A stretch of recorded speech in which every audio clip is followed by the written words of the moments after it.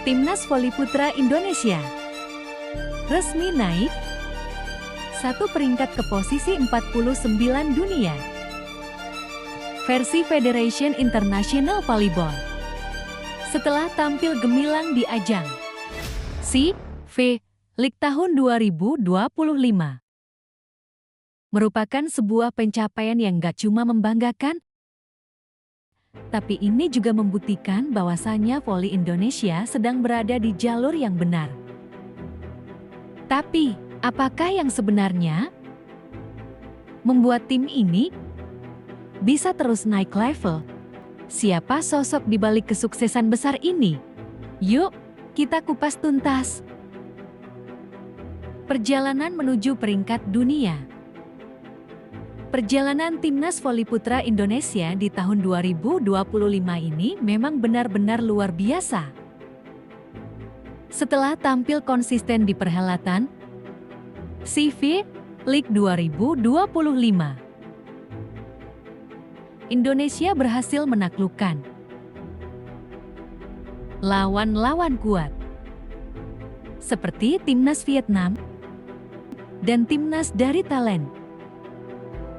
Bahkan menutup leg kedua di Jakarta dengan kemenangan meyakinkan dengan perolehan set 3-1 atas Timnas Vietnam. Setiap poin yang dikumpulkan di turnamen resmi Federation International Volleyball memberikan kontribusi yang besar terhadap peringkat dunia, dan hasilnya Indonesia naik ke peringkat ke-49, melampaui beberapa negara Asia lainnya seperti Hong Kong dan Qatar. Peran pelatih dan strategi. Peran pelatih juga jadi kunci penting. Di bawah arahan pelatih Jiang Ji, yang dikenal tegas namun visioner, permainan timnas terlihat makin solid. Indonesia kini punya sistem rotasi dan pertahanan yang lebih disiplin. Dengan pola serangan cepat di posisi tengah yang sering mematikan lawan. Selain itu juga, sang pelatih berfokus dalam memperbaiki mental dan komunikasi di dalam tim. Dua hal inilah yang selama ini sering jadi kendala.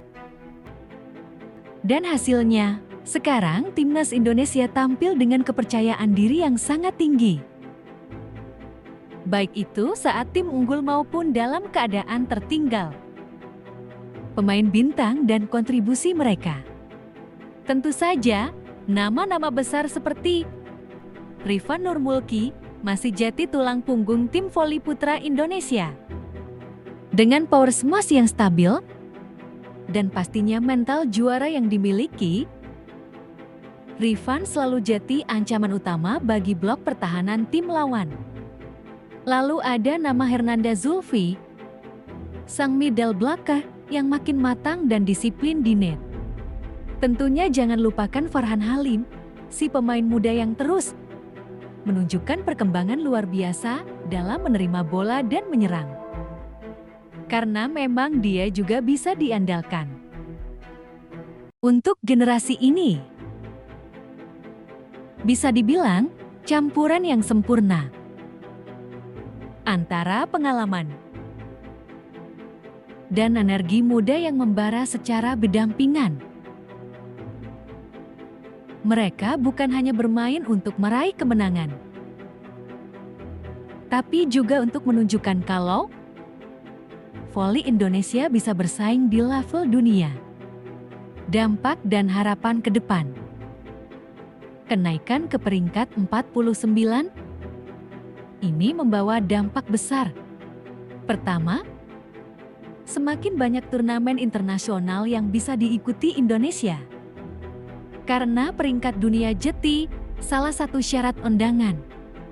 Kedua, prestasi ini bisa menarik lebih banyak sponsor, dukungan publik, dan minat anak muda terhadap dunia olahraga voli.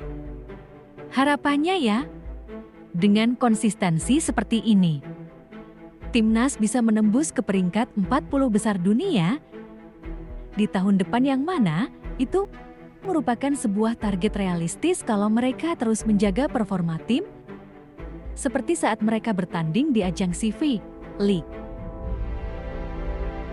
Motivasi.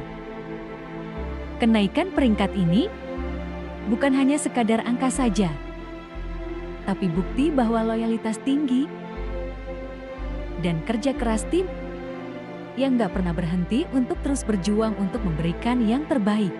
Dari kalah sampai bangkit lagi.